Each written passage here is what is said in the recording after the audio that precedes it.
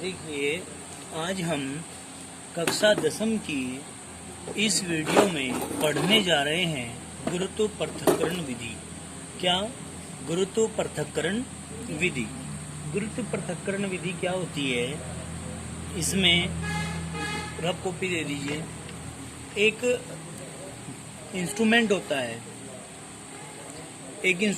है, इस प्रकार से गोल व्हील होता है। उसमें एक व्हील होता है ये, इसमें यहाँ ऊपर से हापर लगा हुआ होता है।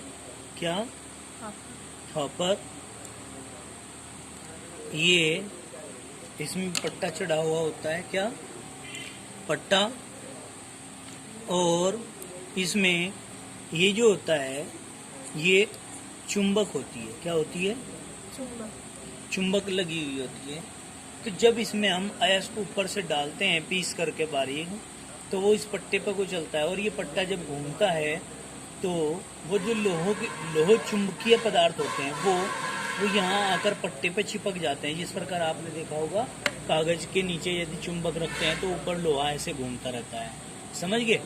तो इस प्रकार से वो चिपक जाते हैं। जो अचुंबकीय पदार्थ होते हैं वो तो चिपकते नहीं है और वो डायरेक्ट जो है इधर गिर जाते हैं, वो इधर इकट्ठा हो जाते हैं। ठीक है, समझ में आ रही है बात? और जो चुंबकीय पदार्थ होते हैं वो चिपक कर ऐसे आगे की ओर आते हैं, फिर पट्टा आगे की ओर खिसकता है तो वो लगभग यहाँ तक तो अपना प्रभाव रखती है चुंबक। उसके बाद जब प्रभाव खत्म हो जाता है तो वो ऐसे यहाँ पर गिर जाते हैं। तो मतलब यहाँ चुंबकीय पदार्थ प्राप्त हुए और यहाँ पर अचुंबकीय पदार्थ प्राप्त हो जाते हैं। तो इस प्रकार से चुंबकीय पदार्थ और अचुंबकीय पदार्थ अलग अलग आपको प्राप्त हो जाते हैं। बताइए जरा, इतनी बात समझ में आई है या नहीं आई है? ये रोलर होते हैं। क्या होते हैं ये? रोलर। इनका नाम लिख दो, रोलर। कोई दिक्कत है क्या? बताइए, इतनी बात समझ में आई या नहीं आई? ठीक है, अब इसको पढ़ते हैं। देखो, गुरुत्व पृथक्करण चुंबकीय विधि से जुड़ी हुई है। यह विधि भारी अयस्कों के सांद्रण में प्रयुक्त की जाती है। मतलब भारी अयस्कों को शुद्ध रूप में प्राप्त करने में ये विधि प्रयोग की जाती है। इस विधि में पिसे हुए अयस्क को पिसे हुए अयस्क को पानी की तेज धारा में धोया जाता है, जिससे भारी अयस्क नीचे बैठ जाता है, जबकि अशुद्धियां पानी की धारा के साथ बह जाती हैं। ठीक है, जो भारी अयस्क होता है वो नीचे बैठ जाता है और जो हल्की अशुद्धियां होती हैं वो पानी की धारा के साथ बह जाती हैं। सामान्यतः कार्बोनेट तथा ऑक्साइड अयस्कों का सांद्रण इस विधि द्वारा किया जाता है। ठीक है, किस विधि के द्वारा? गुरुत्व पृथक्करण विधि के द्वारा। गुरुत्व क्यों नहीं दिया नाम इसमें? गुरुत्व नाम हमने इसमें क्यों दिया? गुरुत्व नाम इसलिए दिया क्योंकि गुरुत्वाकर्षण प्रभाव के कारण अशुद्धियां बह जाती हैं और जो धातु होती है वो नीचे बैठ जाती है। कोई दिक्कत तो नहीं है? हेमेटाइट, मैग्नेटाइट आदि अयस्कों के सांद्रण में इस विधि का प्रयोग करते हैं। अयस्क सांद्रण की यह विधि लेविगेशन भी कहलाती है। बताओ जरा, समझ में आई क्या ये बात? कोई दिक्कत तो नहीं है? अयस्क सांद्रण की ये विधि क्या कहलाती है? लेविगेशन। अब ये जो हमने चित्र बनाया है ये आप आगे पढ़ोगे। क्या पढ़ोगे? आगे आएगी ये विधि। ठीक है, अब फेन पलवन विधि पढ़ते हैं। क्या पढ़ते हैं? फेन पलवन विधि। देखिए,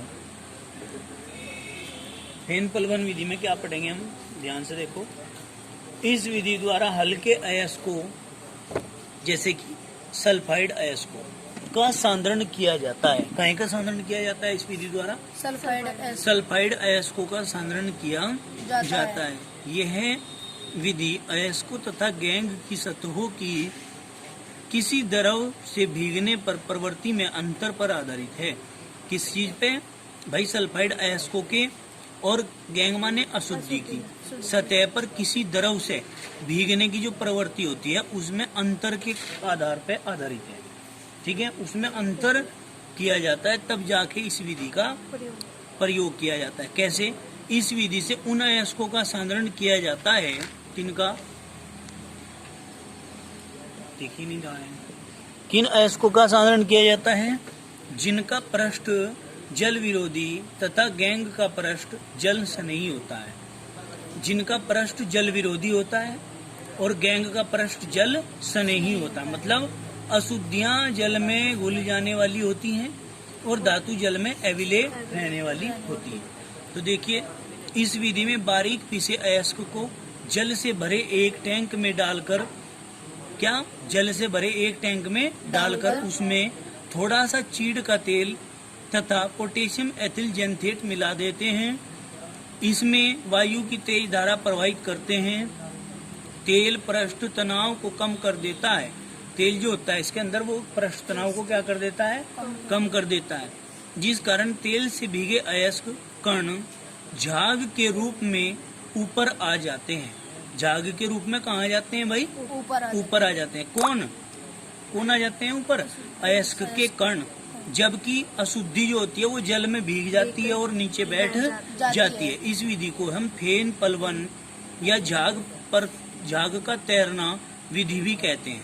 galena, copper pyrite, zinc blende आदि अयस्कों का सांद्रण इस विधि द्वारा किया जाता है। बताओ जरा, इतनी बात समझ में आई या नहीं आई?